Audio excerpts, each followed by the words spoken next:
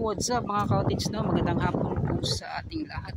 So, bagong lahat, mega shoutout pala sa lahat ng mga solid supporters natin at magandang hapon sa mga viewers natin dyan. So, shoutout ko lang po muna kasi magtatagal din tayo nakapag-shoutout mga ka-outage, no? Shoutout ko pala si Sir Eduardo Amurado. Taga Canada po yan mga ka-outage, isang OFWs na kaibigan po, pinsan po ng aking kaibigan na si Michael. Yan, shoutout pala sa iyo Sir, Sir Eduardo Amurado at sa family mo dyan sa Canada. Yan, bigyan ka shoutout. Si Ma'am Teresita Basol. Yan, Ma'am Teresita Basol from Laak, Davao de Oro. Mega shoutout. Si Sir Rogelio Muego, mega shoutout sa iyo Sir. At yung taga Kuwait mga ka-outage, mega shoutout. Yung pangalan kasi ng kanyang page ay channel ay Kuwait lang. So Sir, mega shoutout at lagi po kayong mag-ingat dyan sa Kuwait. Yan, so na-shoutout natin from Canada, Kuwait, Laak, Davao de Oro. So yan mga ka-outage, no, maraming salamat at nakarating yung ating YouTube channel at pag-update dito sa ginagawang mga infrastructure project dito sa Davao City. So salamat at nakadaan po sa inyong channel. Yan mga ka-outage, no, at i-shoutout ko na rin si Ma'am Teresita. Ayan, Ma'am Esperanza de la Cruz pala. Ma'am, mega shoutout kay Sir Vincent de la Cruz, kay Sir Juper de la Cruz, yung kanyang anak. So si Sir June Impasis, si Sir Patrick Earl, yan, si Ma'am Kumalabray, si Sir Leo Sonega, si Impy Girl, at sino pa ba yung mga madalas na tawag niyan, na nagko-comment sa ating comment section mga ka-outage. So marami, si Laking Davao pala, mega shout sa iyo Sir Laking Davao. Yan, saludo po ako sa mga ginagawa mong update mga ka-outage, no, kasi yun nga po yung ibang mga viewers natin sinasabi na paparehon ko daw kay Laking Davao. So iba-iba kasi tayo ng mga ka-outage, no, ng sariling kakayanan sa pag-update. Kahit gagawin ko mga ka-outage, parang hindi ko kaya yung ginagawa ni Sir Laking Davao. So sa akin, sabi ko nga, yung sa akin lang ay ginagawa ko yung part ko, ipinasilip sa inyo kung ano na po yung kanilang ginagawa, ano yung mga natapos. So ganun po mga ka-outage, no, at kung saan banda ginagawa itong proyekto. Yan, so mega shoutout sa mga nakalimutan ko, kay Sir Dongs pala, Dongs Igasan. Yan, mega shoutout kay Brad Dongs Igasan sa kanyang pamilya, at sa Idilis family kay Auntie Norma, mega shoutout. Lagi po yung nanonood ng aking pag-update. Yan, so maraming salamat. Yun, dito na tayo.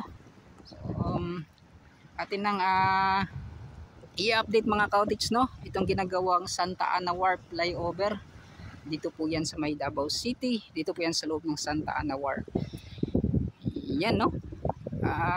Ito nga po ay kanilang ginagawa, inihintay na lang po yan mga ka-outage na matapos doon sa kabila, yung sa apartment bay, yung paggawa po ng modular segmental blocks, yung landing area niya.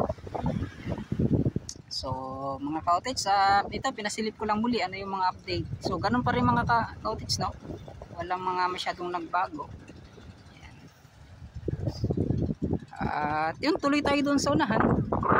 Papasilip sa inyo kung ano yung mga makita nating update sa paggawa ng modular segmental blocks. So let's go. Sobrang init po ng panahon mga ka-outage, at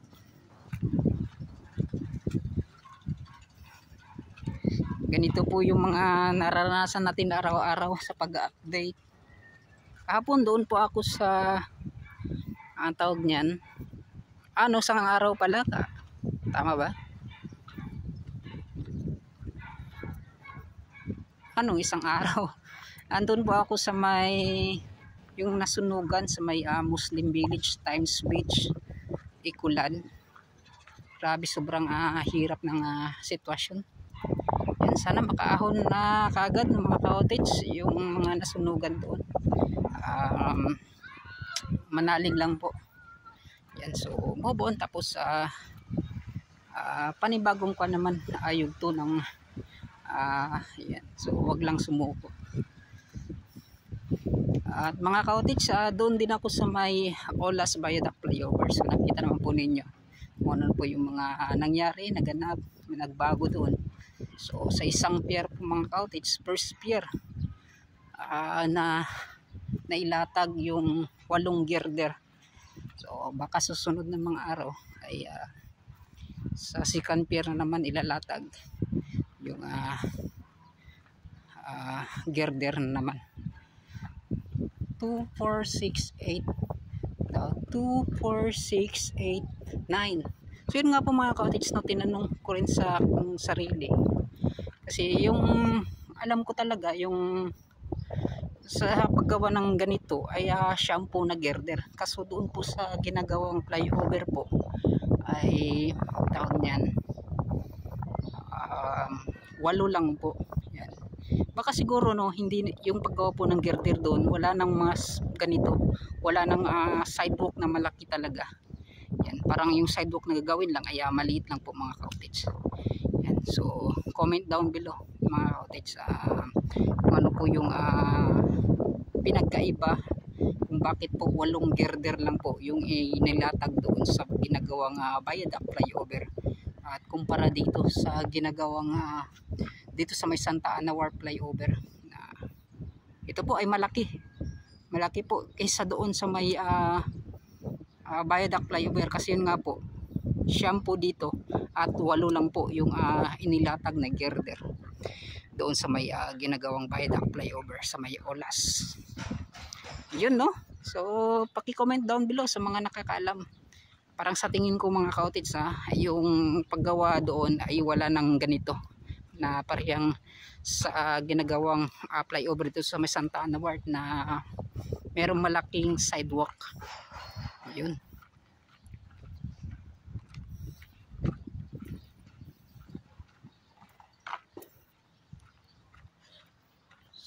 Tuloy-tuloy tayo. At so ito magandang kuan mga ka-outage, kasi yun nga po dito kasi dati itong sa ilalim po ng flyover hindi kasi ito nagagamit, kasi yun nga po may mga equipments, tapos na kukuha pa dito, napupundo pa yung tubig at hindi pa ito nagagamit sa mga garahean or parkinganan po ng mga sasakyan. Yan, so ngayon po ay nagagamit na po nila, so malaking tulong lalo na sa mga gustong pumunta at umuwi doon sa may Samal Island. Yun no.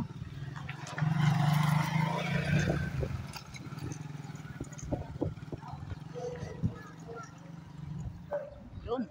So ito po yung sa second pier pantalan niya mga ka-outage no. So dito po yung kung gusto mong pupunta sa Samal Island at kung gusto mong sumakay ng lansya, so dyan ka po pupunta.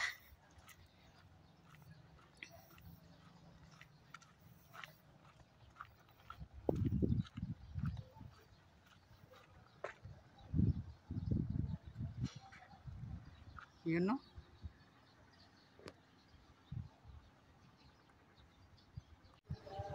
So yun mga ka-outage, so pasensya medyo shaky kanina no. Hindi ko na kuan muli yung sa settings niya, naka 1080-60 fps mga ka-outage, frame rate per seconds. Dapat 1080p 30 lang fps. You know? So ngayon ko lang po na bantayan. Pasensya na po medyo shaky po yung video kanina. Ay nako. So ito po yung mga nakagarahing sasakyan dito sa loob po ng Santa Ana Wharf. So asahan natin yan sa kapag once na ito po ay na-clear na talaga, na patag na napaganda, natapos na dito sa Santa Ana Wharf, ay hindi pa po ganito karami yung mga sasakyan na makikita natin. Yun no.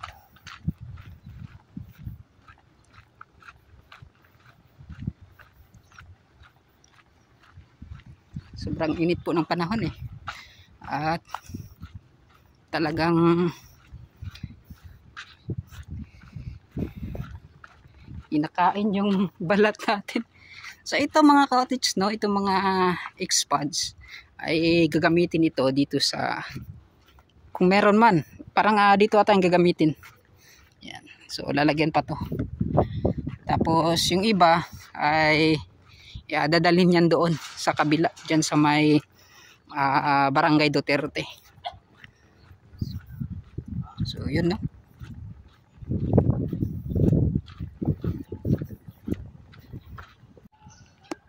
Yun mga cottage, no, at dito tayo pagpatuloy natin sa itong pag-update. And so sumilong na po ako muna dyan sa kinaate at para makakuan tayo mga cottage kasi sobrang init po ng panahon. So yun, dito tayo sa ginagawang modular segmental blocks, no. So ito na pala yung itsura niya. At kung dito ka po sa itong area to, sa kabilang side, yan, no. So di natin alam, no, kung bakit dito po ay parang hindi po nadagdagan yung taas po sa paglagay po nila sa paggawa nitong modular segmental blocks, and then yung kanilang pagtambak na rin, yun, no. So mga cottage, at sayang kasi mga months na rin po ako na hindi nakabalik dito. Yan, o. So medyo mataas-taas na mga cottage, no, parang nasa sa ditong part na to, medyo nasa mga dito naman ay nasa malapit na po sa kalahati. Yan. So dito pababa po yan. So magtatakpo doon sa may Leon Garcia yung kanilang ginagawa, yun, no. So doon tayo, ikot tayo muli sa kabila kasi wala pong labasan dito. Yan. 2, 4, 6, 18. So 11 na patong ng modular segmental blocks. Yan. Then dito, napakaganda talaga ng kanilang pagkalagay kasi yun nga po ay pantay po talaga yung pagkagawa nito, yun, no.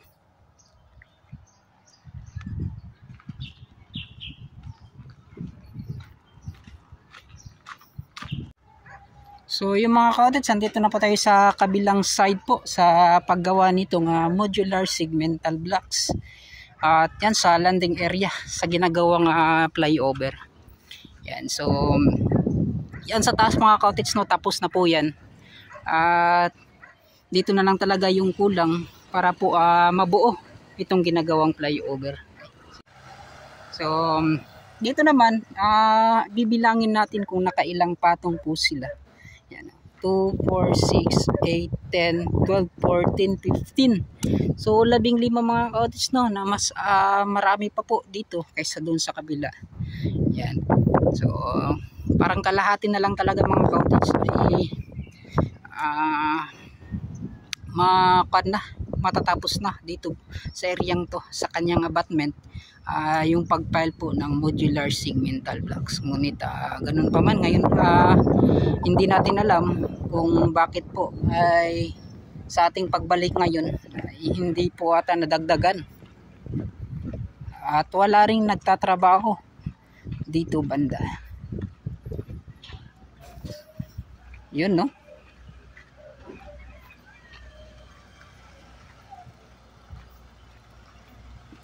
Mga month na siguro na hindi po ako nakabalik dito sa pag-update. Yun. So yung mga cottage dito pala banda ay ginawan pala nila ng daanan. Yan, oh. Kaya pala doon ay nakasarado na. Yan, so dito sa side na to, so tinambakan, pinatag pala nila yung napakadaming tawag niyan.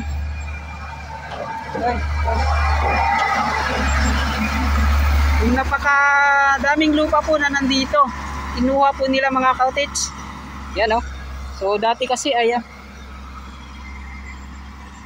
Dati kasi dito po yung napakaraming tambak na lupa. At ngayon parang inuka yata nila, no?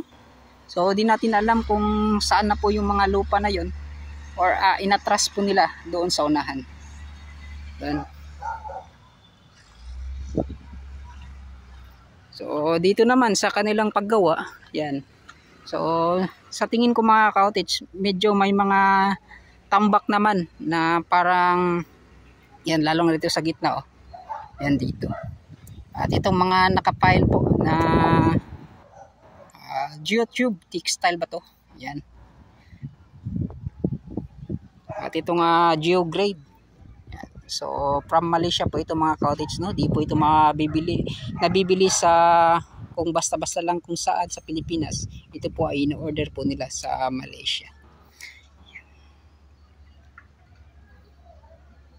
So siguro kung nagtuloy-tuloy lang yung paggawa ngayon mga ka-outage ay napakataas na po.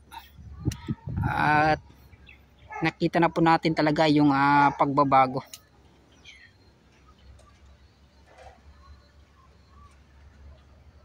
So yun, at ito yung update natin sa ginagawang Santa Ana Wharf flyover at dito sa kanyang landing area at dito sa kanyang abutment at doon sa unahan. So ito na talaga yung kailangan nilang matapos para po makumpleto itong ginagawang flyover. So yun, at maraming salamat. So dito muna tayo sa gilid, no? Dahil napakainit. So ito yun, no? Ginawa nila ng daanan para po makapunta doon sa unahan. Sa kabilang package yung sa relay sa tawag niyan, sa Mac Builders, tapos CBI. So sa yung dulo na niya ay Vicente Lao Company. So yun, no? Maraming salamat at hanggang dito na lang. Muli ay maraming salamat sa mga solid supporters natin dyan, solid viewers, solid subscribers. Yan. At sana po ay sa mga hindi pa po nakapag-subscribe, yan. Mag-subscribe na po kayo sa aking YouTube channel. Yan, paki-suporta rin po sa mga lahat po ng mga local vloggers na nagbablog, nag-update dito sa Davao City. Yan. So punta naman po tayo dyan sa kabila sa may Leon Garcia, no? I-update natin yan. So hanggang dito na lang, papaalam na po ako. Bye bye na.